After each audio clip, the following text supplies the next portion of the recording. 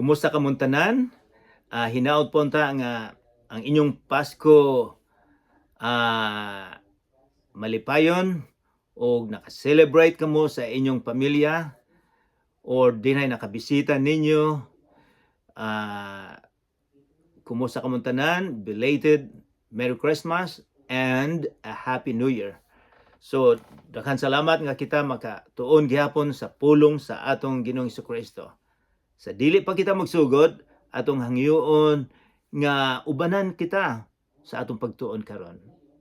Magampo kita. Amahan namong langit non, daghang salamat karon nga kami makatuon gihapon sa imong balaang pulong. Walay laing pulong sa kalibutan karon nga kami makasalig nga ang imong pulong makahatag og kinabuhi nga walay katapusan kung kami mosalig nga na kanimo. Lord, nagahangyo kami sa Espiritu Santo nga maoy muuban kanamo karon. Hinaot po unta nga naam kami mapupo ni ining among pagtuon karon. Abrihan nimo unta ang among tagsa ka kasing-kasing. Sa ngalan ni Jesucristo nga among manluluwas. Amen. Hey, sa usang semana, atong gi-skip ang pagtuon sa kapitulo 2, wala na to nahuman, kay miadto kita sa Pasko o sa pagtuon sa Pasko o atong nahibawan dito nga sa wala pay Pasko 2,000 years ago, dinha na atong Ginoong Jesucristo. Miingon siya nga sa wala pa si Abraham, dinha na ko. Bisag atong basahon ang Juan kapitulo 1, miingon nga pinaagi ni Jesus gibuhat ang kalibutan. Ang atong Ginoong Jesucristo walay sinugdanan, walay katapusan. So mao to itong nahibawan. So mubalik kita sa pagtuon sa sinulat ni Marcos kapitulo 2. Ato nang nasugdan ang kapitulo 2. So mag-review kita sa kapitulo 2. Dito sa kapitulo 2, atong nahibawan nga dinhay upat ka amigo sa tao nga paralitiko, upat ka amigo nga gusto gyud nila nga maayo ni Jesus kining ilang amigo. Sa pag-adto nila sa balay ni San Pedro, puno ng mga tao, puno na kayo kay daghang kayong tao nga gustong maminaw o magpaayo kay free ang medical care. And then, unsa ilang gihimo, miadto sila sa atop og ilang gikuha og ilang gitunton ang mga tao. Ang tao nga nagkasakit. Ang unang nakita ni Jesus, miingon man siya, ang imong sala napasaylo, wala man siya moingon nga ako kang ayuhon. So ang giuna ni Jesus, ang importante niya ang spiritual condition, ang kondisyon sa atong espirituhanon kaysa physical. Gusto po niya nga ayon kita. Apan ang atong physical, dili ni mo lungtad og dugay. Kini siya, mamatay niya after probably mga 70, 100 years, mamatay na ta. Pero ang espiritu nimo, mo'y mo lungtad og dugay. So importante nga matambalan ang espirituhanon nato. Kay walay makasulod sa langit kung ang espirituhanon wala natambalan. So maoy giuna ni Jesus. And then ang iyang himo, miingon din siyang, pasayloon ako ang imong sala. Wow, natingala sila. O paghuman, miingon siya, ako ning ayuhon. Iyang giayo ang physical and then ang espirituhanon usab. So, dinha mga tao nga kontrabida sa kinabuhi sa atong Ginoong Jesucristo. Kini sila mga relihiyoso, mga Sanhedrin, kini mga Fariseo, mga Saduceo, mga magsusulat sa Bible, magkopya sila. Kini sila ang dili gusto, kini sila ang mga relihiyoso kayo. Daghang mga tao sa pag-ayo ni Jesus nalipay nga naayo ang paralitiko. Ambot nalipay siguro po ang asawa ni San Pedro. Siya unsa man siguro may tabo sa akong atop ron nga guba na, apan nalipay sila nga naayo. Apan dinhay mga tao nga mga relihiyoso ang wala malipay. Nganuman kay nadungog nila nga si Jesus miingon nga pasayloon ako ang imong sala. Dako, miingon sila ang makapasaylo sa sala Ginoo lang. So, eksakto ang ilang eksakto ang ilang pagtuo nga ang makapasaylo sa sala walay lain ang Ginoo lang. Apan kinsa man si Jesus. Si Jesus wala moingon nga ako ang Ginoo.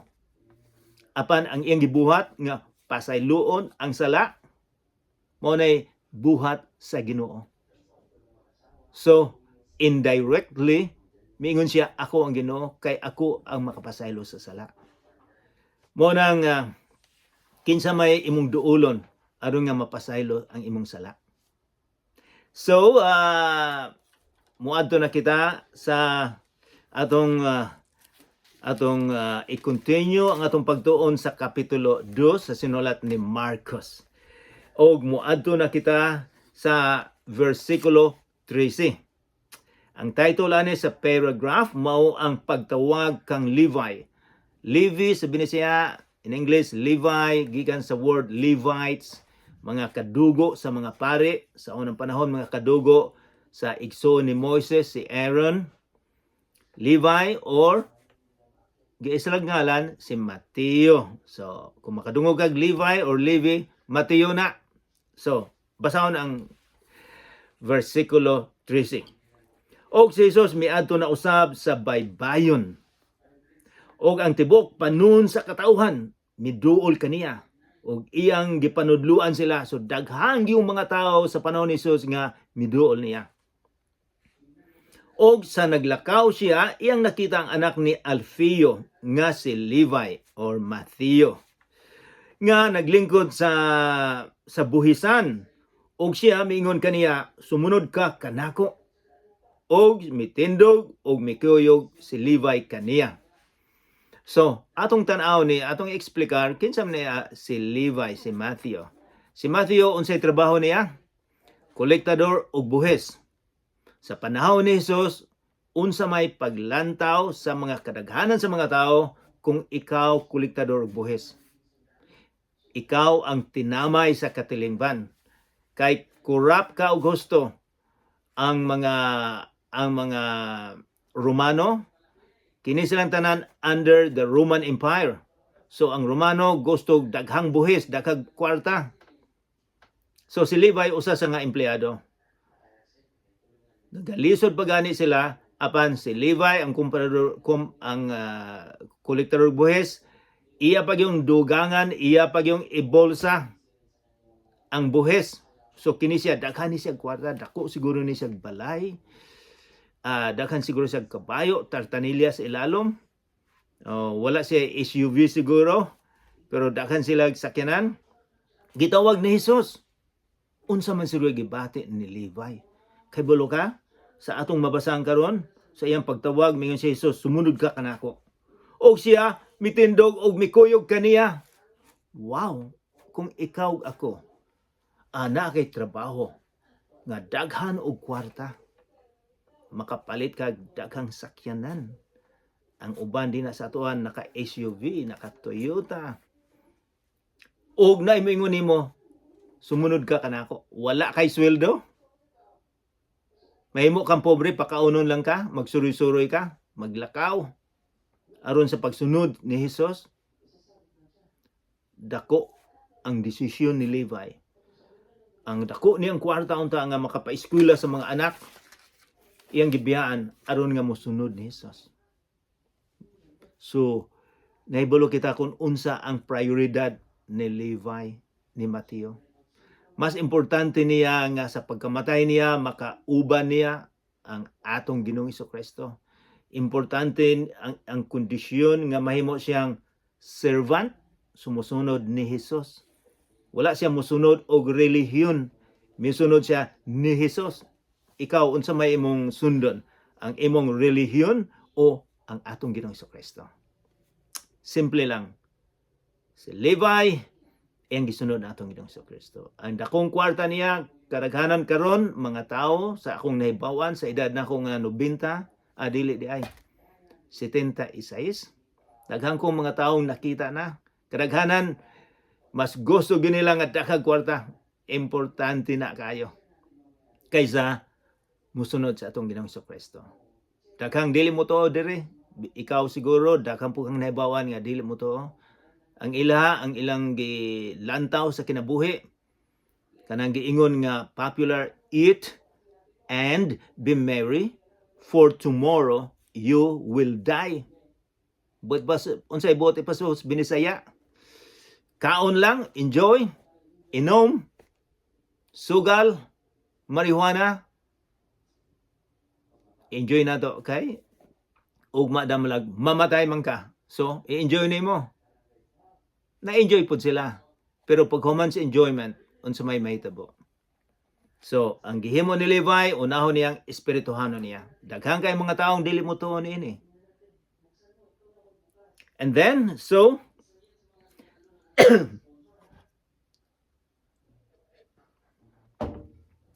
og paghuman na, wala ko kay balog pila ka adlaw, giimbitar si Jesus sa balay ni Mateo. Giimbitar siya nga didto nagkumbira siguro ni. Sigurado kita nga walay litson, walay humba. Ngano man mga Hudiyo dili ni sila mukaon og baboy. Siguro na fried chicken or fried nga isda. But anyways, si Jesus miadto didto. Sorry. Nakipagbarkada. Og sa naglingkod si Jesus, tambong sa kananan sa balay ni Levi or ni Mateo, dihay daghang mga mananingil sa buhis o mga makasasala nga naglingkod uban kaniya og sa iyang mga tinunan o kay diha may mga daghang mikuyog kaniya. So kinsa may giimbitar usab ni Mateo? Ang iyang mga barkada nga tax collectors. Iyang giimbitar nga, gusto nako nga makita nimo ni Jesus. Gusto nako nga kamo makadungog. Gusto niya nga sila usab mga makasasala nga makaadto sa langit, nga makauban ni Jesus. So kanang duha ka klaseng mga tao ang giimbita niya. Tax collectors, komprador sa buhis ug katong makasasala. Sa ilang panahon kanang dili mo simba, kanang walay pagtagad sa espirituhanon, mao na makasasala. So mao to iyang giimbitar. Aron nga madungog nila ang atong Ginoong Kristo. So, unsa may mahitabo? Og versikulo 16, og ang mga eskriba nga mga Fariseo sa ilang pagkakita nga siya nagkaon kauban sa makasasala og sa mga maniningil sa buhis, miingon sa iyang mga tinunan, nganong mukaon man siya kauban sa mga maniningil sa buhis o mga makasasala. So natingala sila, kang ilagong paglantaw, nga kung ikaw duol ka sa Ginoo, dili ka makipag-amigo sa mga makasasala. Mao ilang paglantaw, kay ang ilang paglantaw kung sila makipagbarkada, mahimo usab sila nga makasasala. Mao ilang paglantaw. So mingon sila, kana si Jesus dili man na ang gisaad nga Misaya. Ang iyang amigo, tanang amigo niya, palahubog, kobrar buhis, kawatan. Pero mao'y gustong mabarkada sa atong Ginoong Kristo. Lain kay sa ato So mao ni ang atong Ginoong gialagaran. And then nakadungog ang atong Ginoong Kristo sa versikulo 17. Og sa pagdungog ni Jesus niini siya miingon kanila. Ang mga maayo sa lawas wala makinahanglan og mananambal, kundili ang mga masakiton mao gikinahanglan niya. Ako miani dili sa pagtawag sa mga matarong, kundili sa mga makasasala. Wow, gipakita ni Jesus unsa may purpose tuyo niya nga miani dinhi sa kalibutan. Wala siya miani tungod niining mga relihiyoso, mga aktor. Kining mga relihiyoso, mga aktor ni sila, nagpakaaron ingnon lang. aktor sila nga sila duol sa Ginoo, pero ang ilang kasing-kasing layo kaayo. So ang sa mingon siya, ang akong gusto katong makasasala. Katong mga tao, ikaw ug ako makasasala man ta. Pero kini mga reliyoso dili mo angkon nga sila makasasala. Kung dili ka mo angkon nga ikaw makasasala, dili ka mapasaylo. Ikaw ug ako makasasala. Sa akong huna-una, daghang kong nakasala po ko. So gikinahanglan nato ang doktor sa espirituhanon, mao ang atong Ginoong Hesukristo. So mao ni tuyo, mao ginay purpose, aim, goal nganong miani si Jesus. Wala siya mianhi dinhi nga magsugod og relihiyon. Kundili miani siya aron nga kita adunay relasyon kaniya. So let's not forget about it. So, and then verse 18. Pangutana may tungod sa pagpuasa, another subject, another konteksto. Then verse 18. Og ang mga tinun-an ni Juan og ang mga Fariseo na nagpuasa. Og ang mga tawo miduol miingon kaniya. Ngano ba nga ang mga tinun-an ni Juan og mga tinun-an sa mga Fariseo magpuasa man apan ang imong mga tinun-an wala man magpuasa. So nangutana sila ilang gilantaw unsa man ning mga tinun-an ni Jesus dili man magpuasa. Unsa man ning puasa sa ilang panahon sa una. Sa unang panahon 2000 na katuig karon dili pre sa ato karon. Ang ilang puasa ang prinsipyo gyud nga dili nila hatagan og dakong bili ang ilang lawas nga pakanon og humay, bulad or unsa pa na. Pero ilang isalikway ito aron nga ilang espirituhanon mahimsog. So dili ang ilang kuan, ilang himo nga ang lawas nato nga dili makakaon og I don't know pila ka adlaw para mahimsog ang espirituhanon. Ang physical ilang kalimtan usa nga dili mo kaon aron ang ilang espirituhanon mahimsog. Maunay principle gyud nila. So magpuasa sila.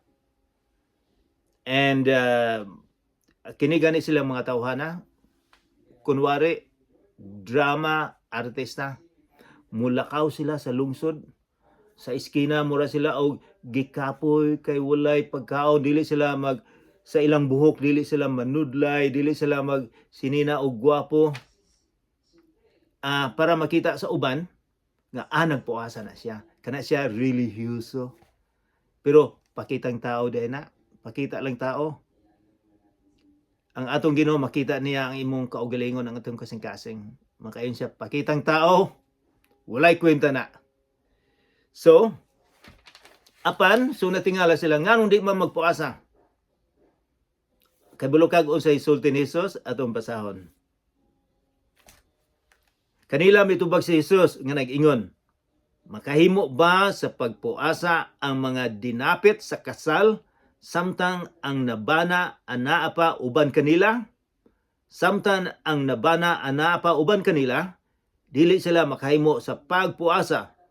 Apan moabot ra ang panadlaw nga ang nabana pagakuhaon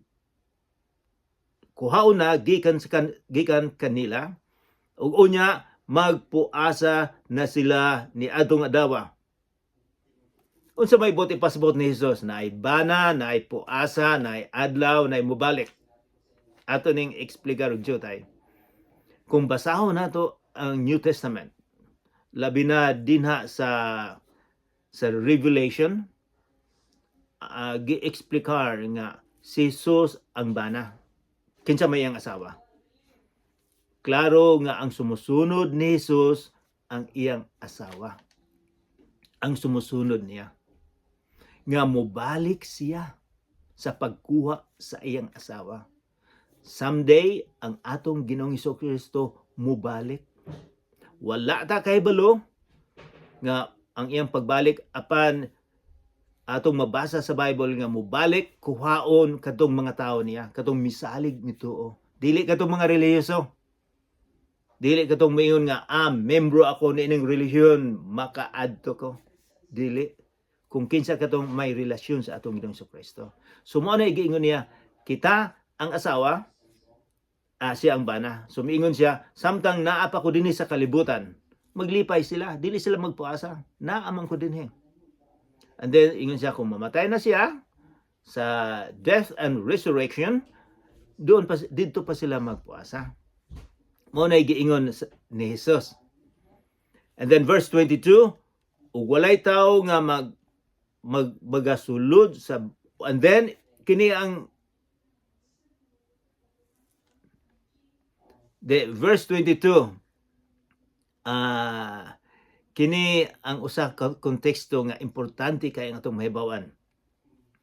Verse 22, ug walay tawo nga magasulod sa bag-ong bino diha sa mga sa daang sudlanan nga panit, kay kun maupa ang bino mabusisi sa mga sudlanang panit o ang mga bino mausik. Maingon man usab ang mga sudlanan sa panit, apan ang bagong bino kinahanglan anha isulod sa bagong mga sudlanang panit. Unsa may bot ni pasabot sa atong Ginoong Kristo niini? Nag-ingon siya na ay bino, murag napalayo siya sa topic, di ba? Ingon siya, bino na ay panit, na ay sudlanan. Ato ning i-explicar kay importante ni kaayo. Adunay giingon sa in English covenant agreement. Kini gisulat ni murag gamay-gamay lang diri. Apan kung basahon gyud ang New Testament, di na gi-explicar ang dako kay bot ipasabot. Nag-ingon New Covenant, Old Covenant. So agreement o sabot. So mubalik kita sa giingon ni sa atong Ginoong Kristo.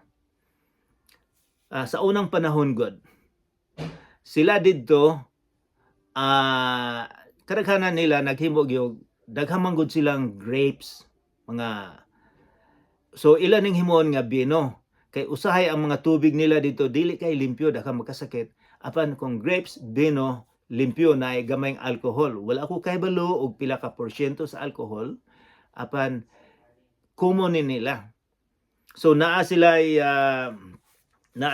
murag balde, mura og sako nga made of panit sa mga baka, sa kanding, sa karnero. Mura ni siya og sako nga didto nila ibutang ang bino. And then naay fermentation. So kung karaan na ang kuan, muinat ni sila. Kay ang bino naay fermentation. Wala ko kay balog unsay unsa sa Binisaya ang fermentation, pero paghimo na sa alcohol naay mo expand. So mingon siya, kung magisi na, dili maayo nga isilan og bag-o nga panit. Kay pag expand ana, pagdako, maguba lang pod. Mahurot ang imong bino, maguba lang pod.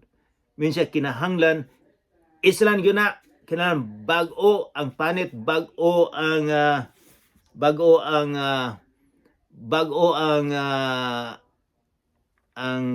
sako, bago ang tanan. Kay para pag expand nila, dili maguba ang gisulod. Unsa may bot ipasabot ni Jesus ni ini. Pero atong bantayan nga naay bag-o, naay karaan. Sa karaan ang bot ning ipasabot nga kini sabot ni ang bot ning ipasabot. Ang karaang sabot ug bag-ong sabot. Old Testament o New Testament.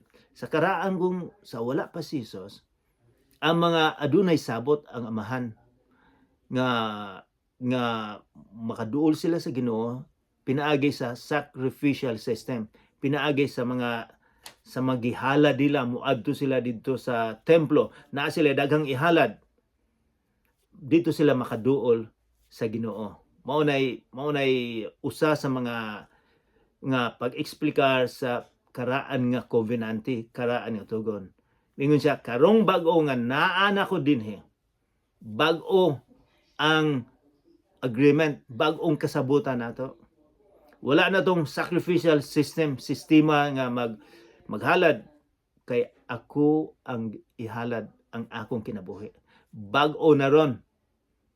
Dili na sacrificial sistema sa sakripisyo, kundi ang pagtuo o pagsalig nato, ang faith nato sa unsay gihimo ni Jesus dito sa Kalbaryo. Ang atong pagsalig ni Jesus, mao nay agreement, mao nay bag-o na ron. Mao nay bot na pasabot. So, ang ubang mga tao, miingon sila nga, ato lang may sakaran nga tugon. Nga, daghang kaming buhaton para makaduol sa Ginoo. Nalimtan nila nga ang sakripisyo ang atong Ginoong Jesucristo. Kung kita mosalig, motuo sa atong Ginoong Jesucristo, mao nay bag-ong agreement nga siya, nga gipalit niya ang atong mga sala. Nga kung mutuo, mosalig ka, maluwas kita. Mao nay bag-ong kasabutan. Mao nay giingon niya. Katong luma, di na to pwede. Naana siya bag-ong itudlo. So, mao nay buti pasabot sa atong Ginoong Jesucristo. And then, ang mga tinunan nangutlog uhay sa adlaw nga ipapahulay.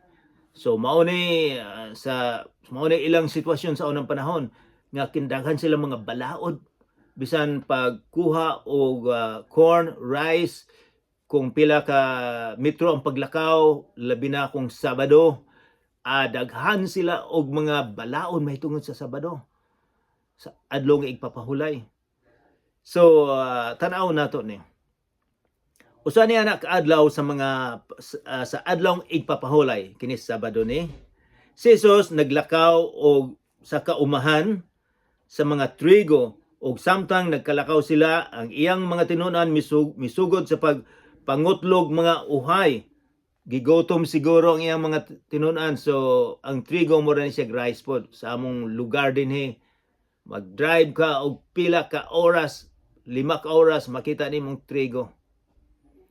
And then, gigotom sila, so nagkaon. O ang mga Farisiyo, miingon kaniya, wow, di na di ga-obserbar mga Farisiyo, mga Sadusiyo, gi-obserbar unsay himuon ni Jesus. Unsay iyang himuon sa adlaw ipapahulay. Gusto ganilang bitkon ang atong Ginoong Jesucristo.